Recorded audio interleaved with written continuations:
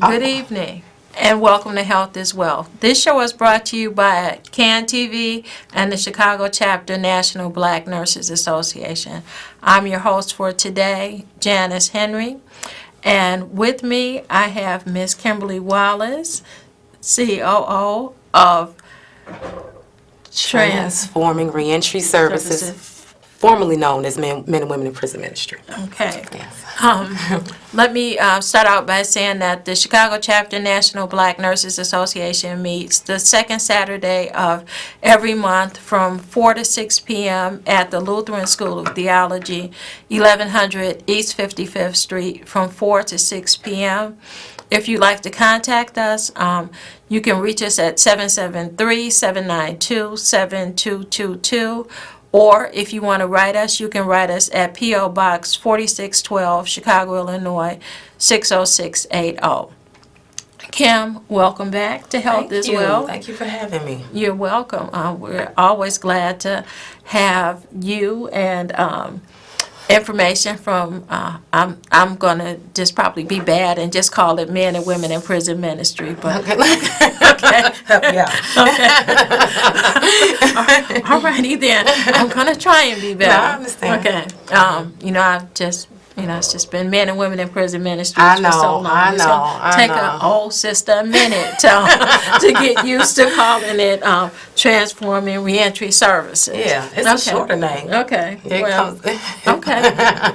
But you still do the same great work. Yes, absolutely, Okay. absolutely. Yeah. So tell us a little bit about Transforming Reentry Services. Well, I mean, it's still the same. Our mission and vision pretty much hasn't changed in terms of, we work with the reentry population and their families and loved ones. So all the work that we do is still the same as it was with Men in Prison Ministry. However, the name change came about when it relates to the work that we do now outside of the prison walls. This organization has been around for almost 37 years, led by Reverend Doris Green. Hey, Reverend Green. Hey, Reverend Green. And now a lot of our services, we do direct services outside of the prison walls. We service over maybe 2,000 people annually. Okay. So we had to have a name that reflects where we're at now. Okay. Yeah. So when you say direct services, what do you mean? Well, we have 4 different departments. We have a health and wellness department. We have a social economic recovery department. We have a capacity building department that we just started within the last year or so. We also have a international department. Make sure I didn't miss anything. And a prison advocacy department. And this is all in relation to reentry services and servicing that population and their needs. So for people that don't know the term reentry, tell us what that is. Well, reentry is like returning citizens. So individuals that have been recently or formerly incarcerated individuals, men and women. That's what reentry, or some people say returning citizens are. They returning back to our communities, and we want to make sure that they are fit with all the needs to make that transition. We'll make sure that all their needs are met to make that transition better. From prison back to the community. Exactly. Okay. And then also in addition, you have, their families that's also impacted. So we try to make sure to fill in that gap as well with the loved ones. Okay. So do you do services for the children of reentry population? Well, we have a family support group that is held every third Thursday of the month at the Cuthers Center, which is off-campus site of Northeastern in Bronzeville, where we invite the families of the formerly incarcerated returning citizens to just come and share. We eat, we break bread together, we talk, we have different speakers. Y'all didn't tell me that. Yes, it's our family support group every third Thursday of the month. Y'all never said y'all had food. Yeah, we have food. Yes, we have food. We have.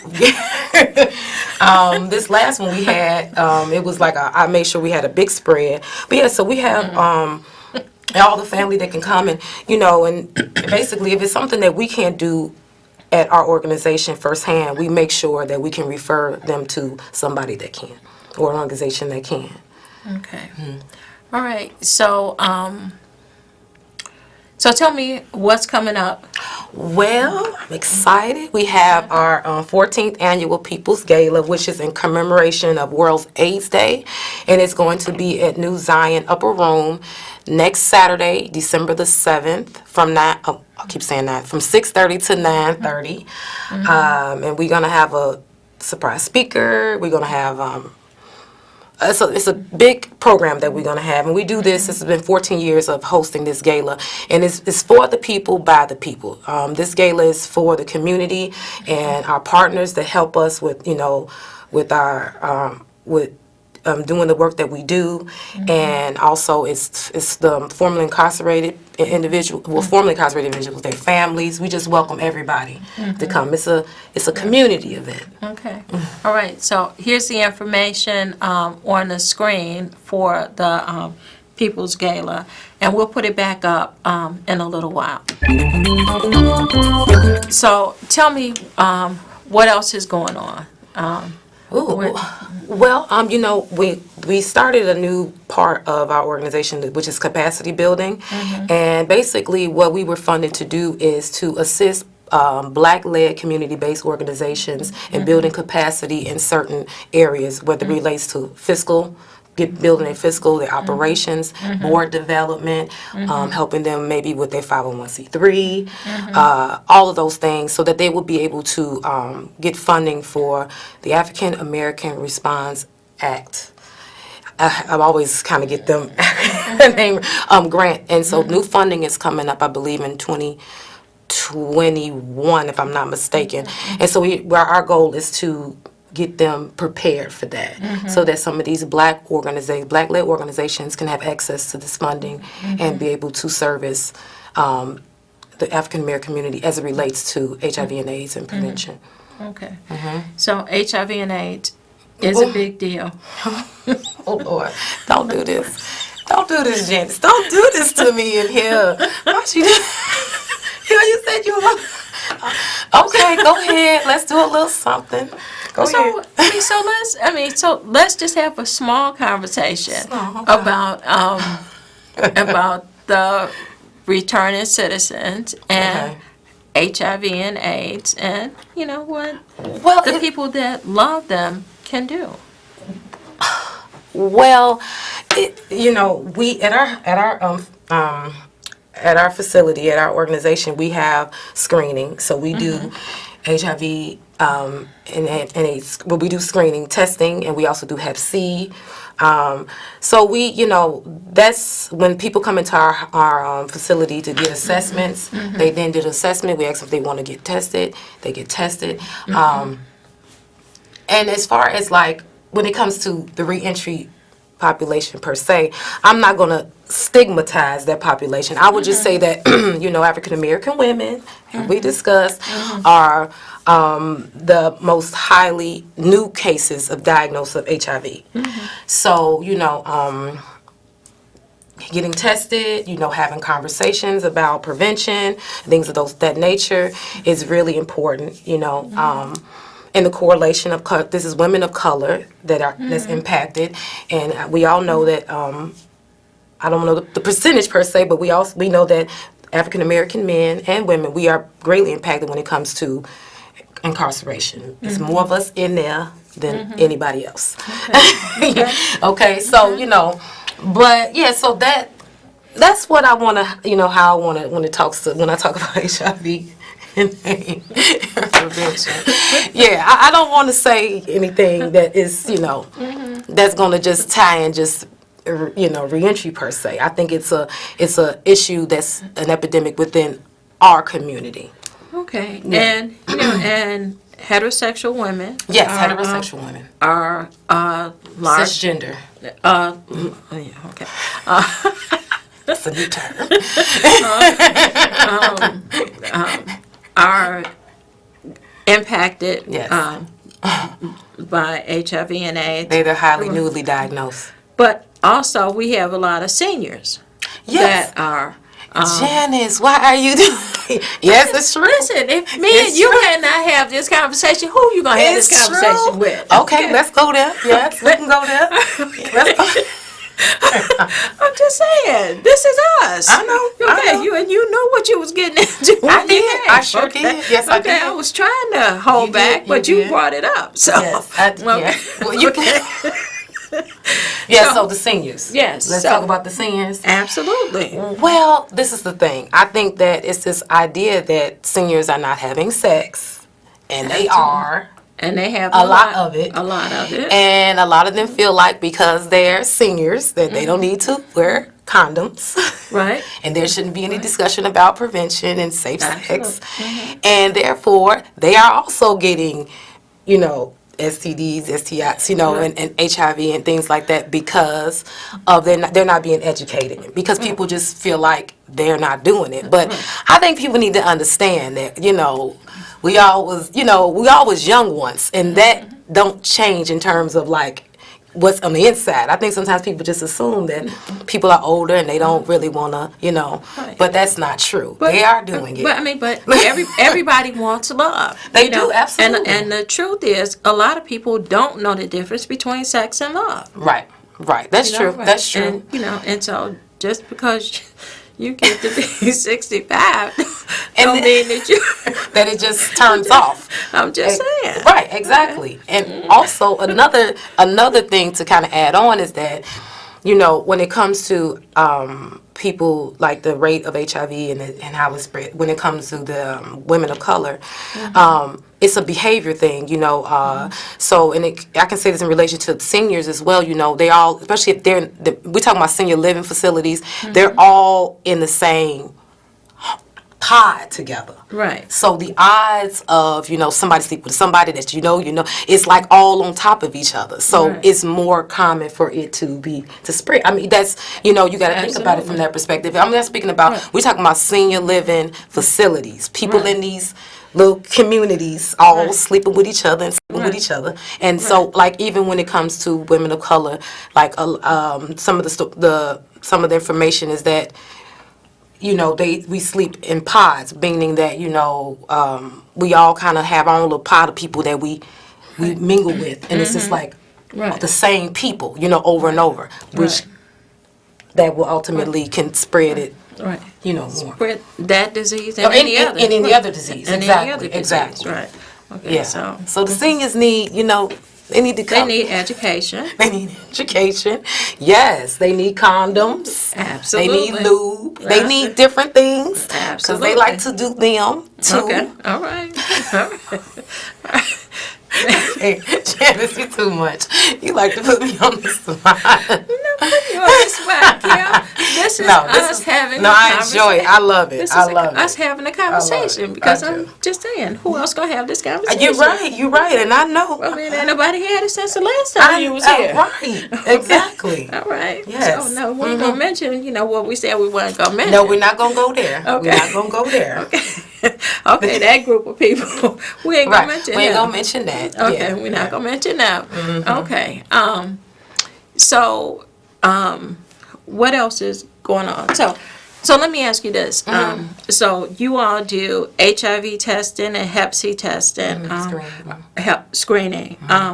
Are you doing anything with Narcan or Yes. Or Oh my goodness! I'm so glad you asked that. Yes, we're we're partners with Chicago Recovery Alliance. Okay. Where we do harm reduction when it comes to the opioid crisis. So Narcan, and we have a health educator that goes out and does outreach, because the most overdoses is in the Austin community, the highest rate, which is people of color. And, so for the lack of knowledge, my people perish. So a lot of them don't have the knowledge or have the resources to have Narcan and things on hand to administer, when it comes to overdose. Okay. Yeah, so we are doing that. I'm so glad you mentioned that. Yeah, that's another thing we're doing at Transform Reentry Services. We is just Okay. Yeah, y'all doing it. Okay. Yeah. So in terms of the Monoxone training, who can get that training? Oh, anybody can. Anybody. And actually, So, yeah, go ahead. So should they contact Yes. your agency Yes, to they get can. that training? Mhm. Okay. Yeah. So, I mean, and that's one of the things that we're trying to do. We're trying to make sure that everybody knows how to administer Yes. naloxone. Yes. You know, there's a injectable kind, which, you know, we can get the injectable kind into everybody's hands. Right. Just about. Right. You know, and as a matter of fact, you know, there's even a block by block campaign to get people on block clubs, Right. you know, to Okay. know how to administer naloxone. I know that I've been driving here and there and seen many a person, you know, Okay. that needed naloxone. Oh, you know, wow. Wow. Yeah. So give the phone number. Oh, well, so- we're. to your organization, Yeah. you know, so that my phone. people can come through you to Okay, get the well, training. our phone number is 312-328-9610. Our address, we're located in 10 West 35th Street. We're in IIT University, right there on the corner, 35th and State, 9th floor. And you can give us a call, ask for me, or you can ask for Russell Jackson, who is our director now at Transforming Reentry Services, and he can assist you in scheduling possibly some type of training for naloxone. Okay, so you know, I'm just a big fan of Yes. men and women. I know, it's Prison okay, ministry. yeah. You know, I'm just a big fan. Yes. And so, do you all can you all use volunteers or what? Yeah, absolutely. We always I mean- love volunteers. We always are open to that. I mean, even with the gala coming up, if anyone wants to contact us, I mean, even though it's next week, we always are looking for volunteers. We have a lot of different events that we do outreach wise that we need people to come and help out. Even in the office, you know, if you want to see what we're doing, if the reentry population is a passion of yours and you want to give back, you know, you can volunteer. Sometimes our volunteers have turned into employees. So, yeah. And so, let's talk about the ID program. Yes. Okay. Okay. Well, the ID program is ID restoration program, where individuals who are recently, I think it's within like a year, recently released from prison can come, or jail, who can come and because you know when you go in they confiscate all of that, and a lot of times people don't have. So you can come to our organization and get an ID. So an ID can, you know, when you have an identification, it just gives you so much more opportunity as it relates to employment, housing. Those are things are vital to have some type of sustainability. And people don't really realize how important an ID is. Oh, my You know, goodness, yeah. Yeah, you know, if you've been incarcerated for a long period of time, you know, sometimes your family members have expired, you know, and someone who would have held on to your information, you know, you don't even know where they are. Right. You know, so you can't get a birth certificate without an ID. Exactly. You So cannot that's- do there you go. cannot do anything without an ID.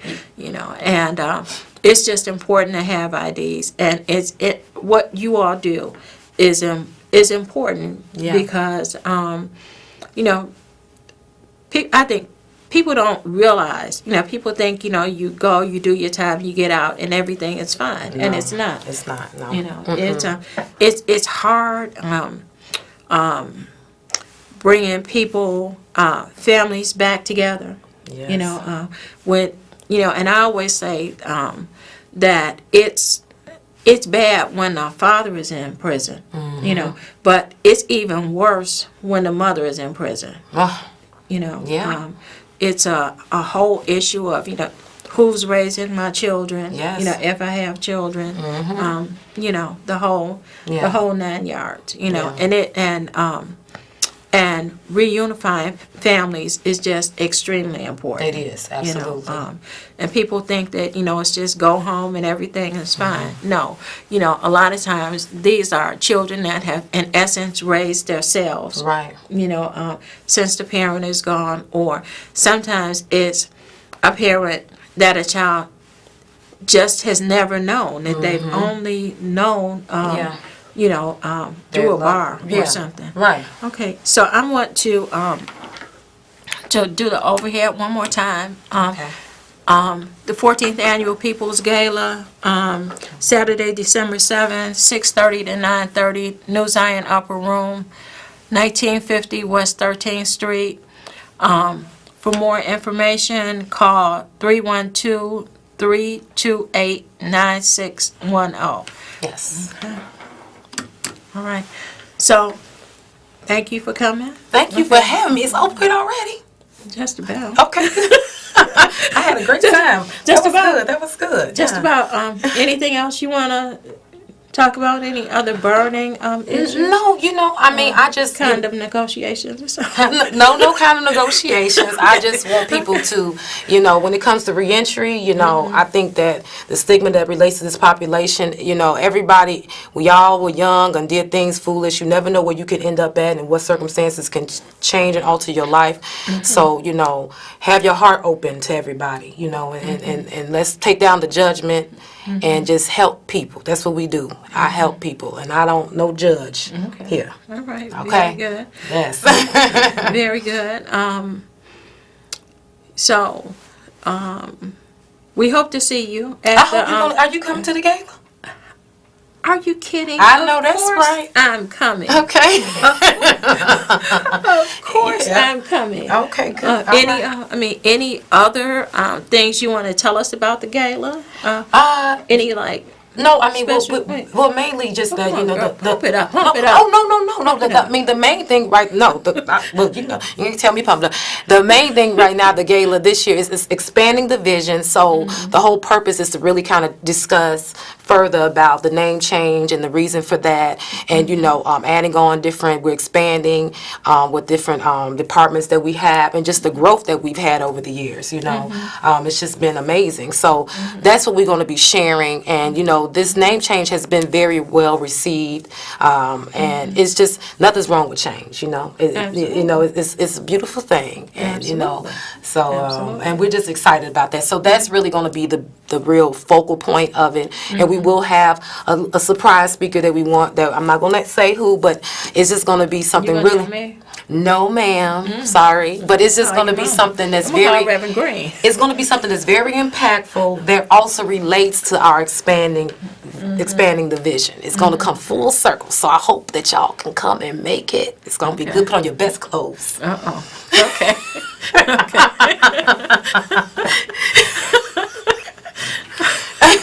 Okay. All Well, right.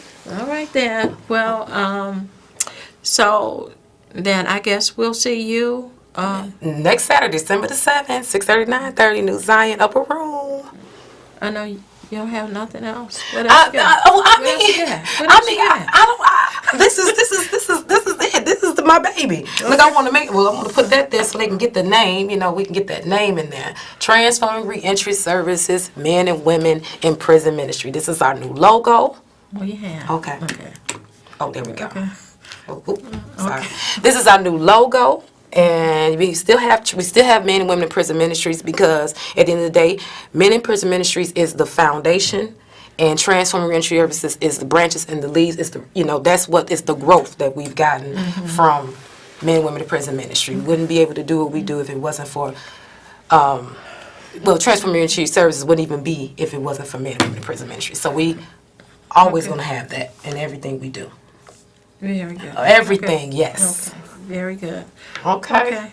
All right then. I pretty much guess that's it. Thank if you. you'd like to contact the Chicago Chapter National Black Nurses Association, we can be reached at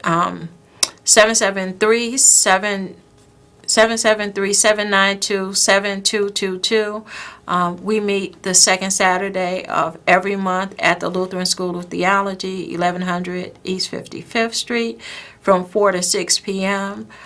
We are looking for people that want to become nurses or want to have some kind of entry into the health field. Everybody's looking for nurses, so give us a call. We can help you with scholarships and grants to go to school. We have people in our organization that are instructors in the schools that you'll be going to. So give us a call. And thank you again, Kim. Thank you for having me. It's Okay. been great. Okay. All right. Take care. All right.